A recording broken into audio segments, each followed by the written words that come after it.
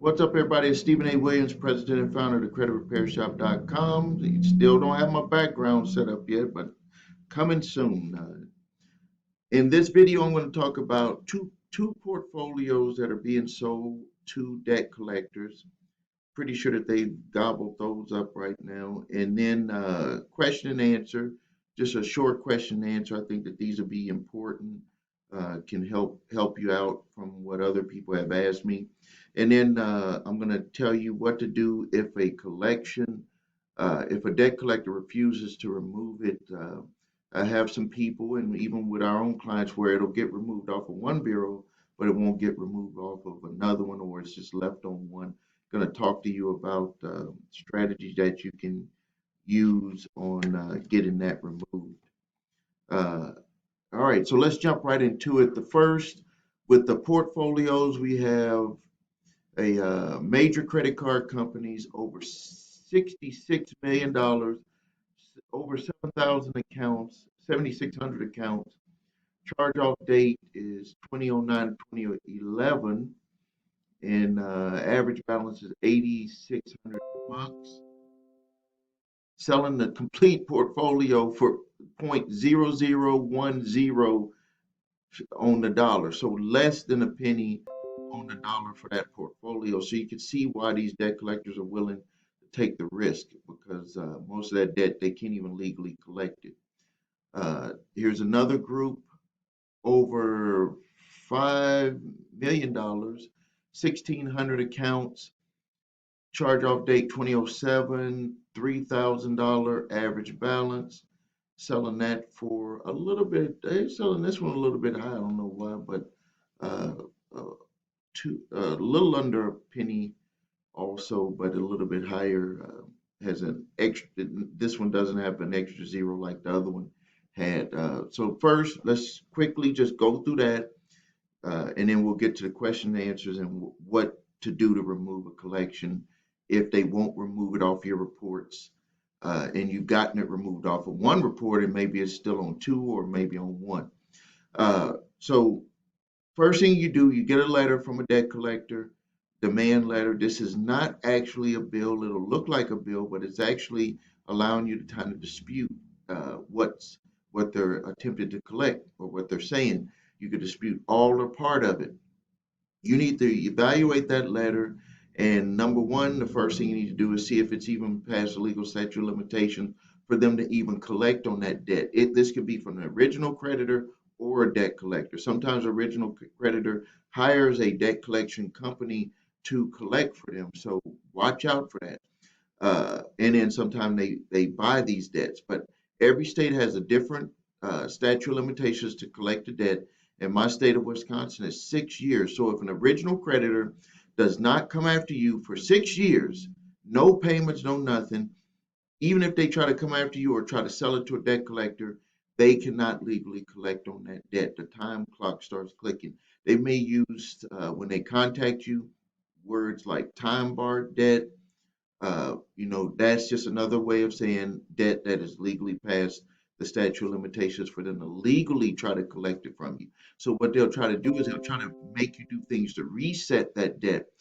Even if you pay $1, $10, they'll try to get some type of commitment, a contract where they're threatening, hey, we won't go contact your lawyer, your employer or anything.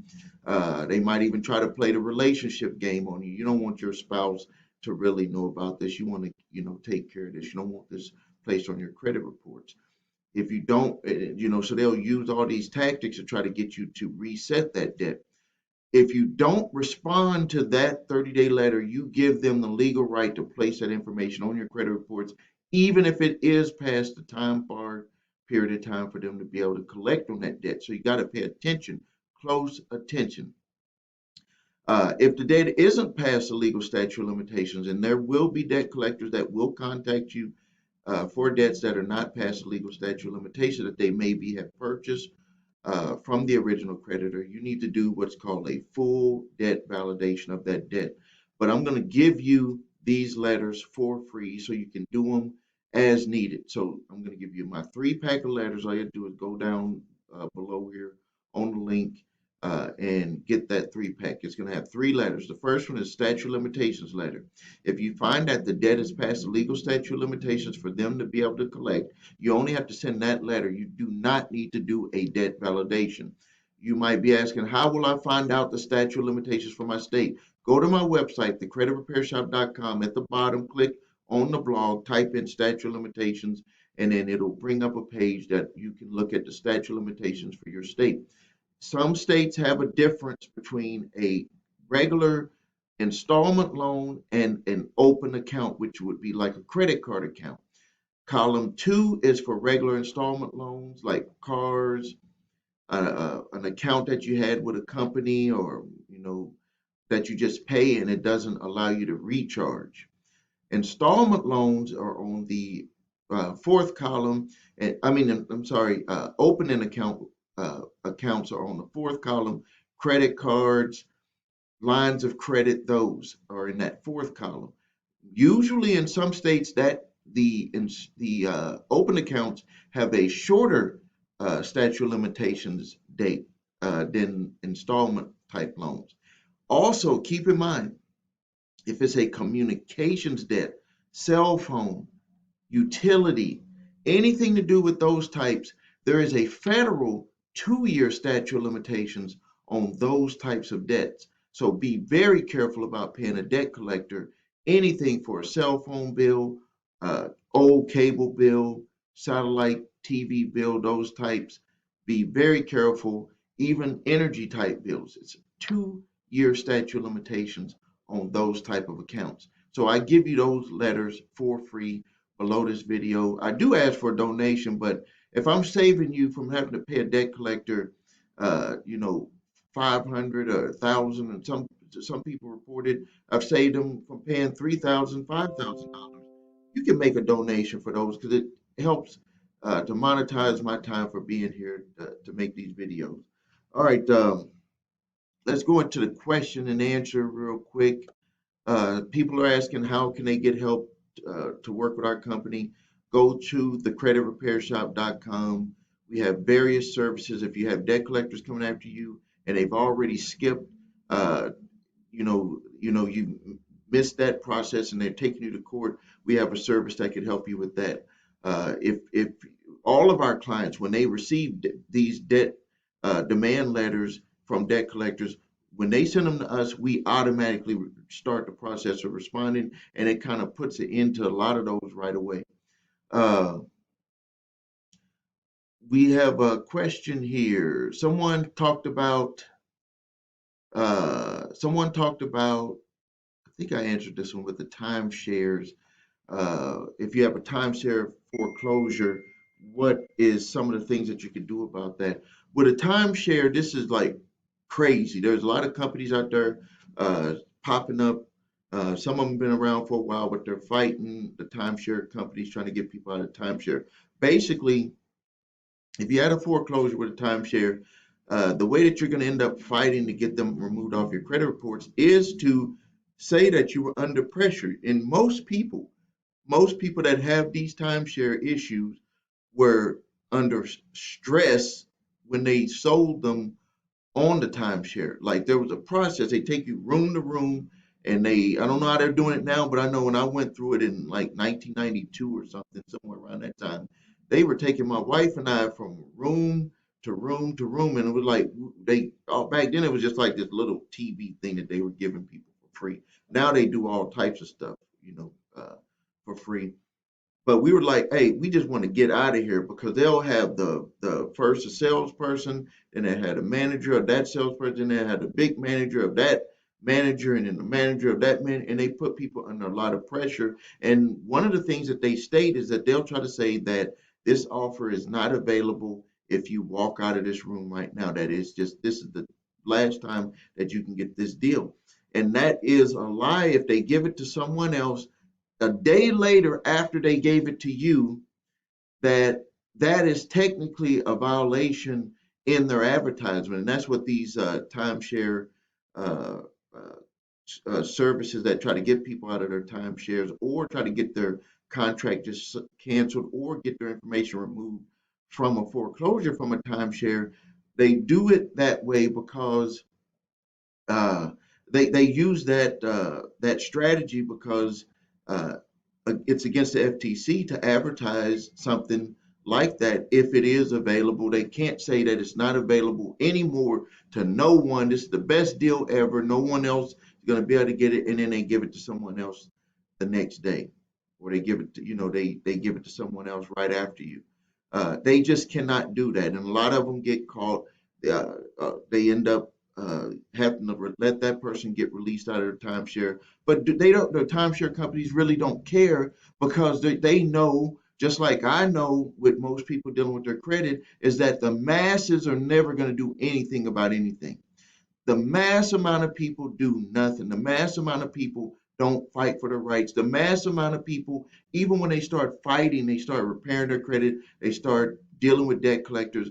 There is a temperament of every individual, and that person will end up quitting. That's why most people are not successful, because soon as it gets hard, soon as they can't see the light at the end of the tunnel, they quit.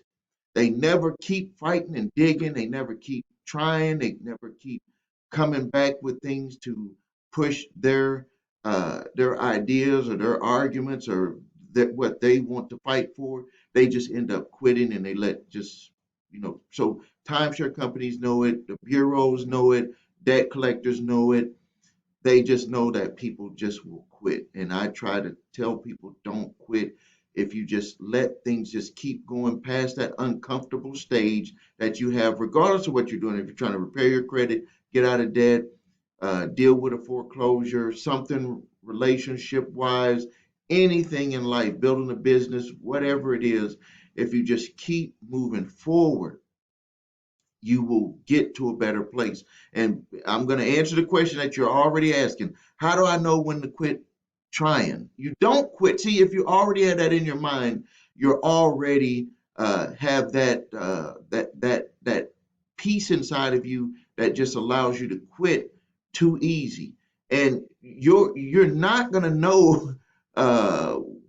Every situation is going to have a different mountain to climb, so you can't say because I was successful doing this, it's going to be the same mountain to climb to do something else. If it was that way, everybody would be successful once they accomplish one thing in their life. Everything that you try to do is going to have a different set of obstacles. So stop thinking that you're going to know the obstacles. Just be prepared to keep doing things to fight through those obstacles. All right, so now let's get to the last thing about removing a collection where a company is just very persistent on, or the bureau is very persistent on not doing anything about a collection that's on your account. And people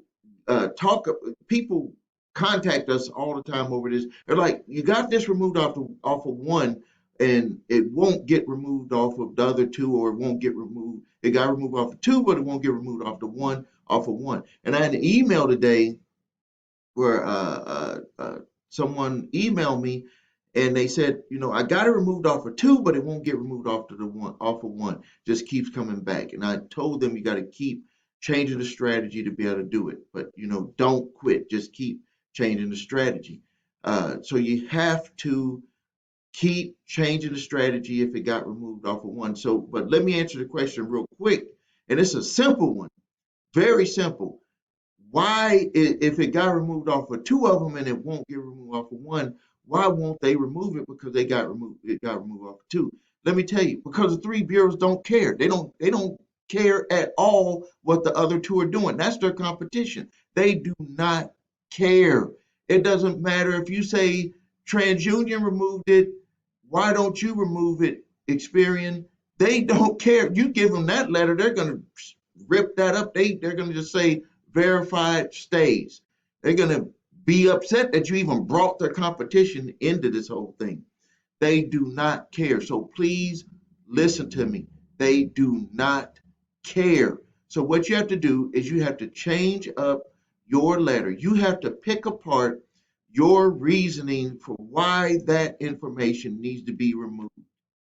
Why does it need to be removed? You're probably saying it got removed off the other one using this letter. Why can't it get removed off the other one? I just told you they do not care. They want you to quit. they want you to quit. So you need to redo your letter, pick apart the reasoning on why it should be removed, and then resubmit it and see what they come back with. One of the things with collection agencies that I find that could be very successful, is to, number one, uh, with that collection agency, with the way that they place that information on your credit reports, and they have it as an open or closed account, you want to specifically ask for the contract information that you have with that specific debt collector. Have them send that. You make that request to the Bureau, and you make that request to the debt collection company, even if they settled the account, because you'll see this with a lot of accounts that were settled from debt collectors also, where they just say, we're not going to remove it at all. So what you need to do is you need to say, I need a specific contract that I had with you showing that I had an actual open account with you, not a collection. I want to know specifically a contract about that initiated that actual account. They're not going to be able to provide that information, even if you did settle the collection, because what you're asking for is not the information about the collection. You're asking for specific information about them and you, with what made that be an open account on your credit reports. Because what will usually end up happening is when a person settles an account with the debt collector, it was an open account and your credit score was up, and then they close the account, and this is a collection account, and your credit score went down. That's why you'll see YouTube videos and they'll say, don't settle a collection account. Well, some of the times you have to settle a collection account, and they will end up placing that as a closed account, and then all of a sudden the score went down. They're not even reporting anymore. One of their strategies that they use now is that they'll report green on your credit reports, so your score looks good, and they're trying to hang that carrot over your head so you won't end up not wanting to take care of that account. So they'll have it as a collection account, so it hurts you if someone looks at your credit, but they'll have it in green so they can kind of say, hey, if they don't do nothing, we can, remove that information off there, and their score is going to go down when they close the account. But what happens against them, which they don't care, is when they close that account, when you settle that collection account, they close it. It's not an open account anymore. Your score is going to drop. What they're doing is they're using the algorithm against you. They're using the credit reporting agency's algorithm against you in two different ways. So the only options that you really have, there's several, but I'm not going to go into them here because people are stealing our strategies. But I'm going to tell you the one that I just shared with you, where is that you just go and submit that you want the contract, the open contract. What gave them permission to have an open account, because they're reporting it as a payments. Look at it. Look at your credit reports. They'll have reporting dates on there in green. So you can say, give me that information, give me that contract. Because when we settled this, you said that this was a closed account. I want that, or you could just remove it off my credit report. They'll probably just remove it off of there. And then you send that same letter to the bureau that won't remove it, making that request. Because technically they've used the algorithm against you. So that's the strategy that you should use on doing that. All right, so we're going to end the video here. If you need help with your credit, please visit thecreditrepairshop.com. Links are below this video. If you need my 3-pack of letters, links are below here. If you have debt collectors suing you in court, we have a service that can help you with that.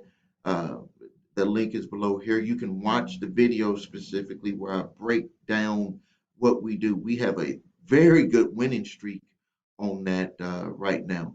And we have links below to other services that we do offer.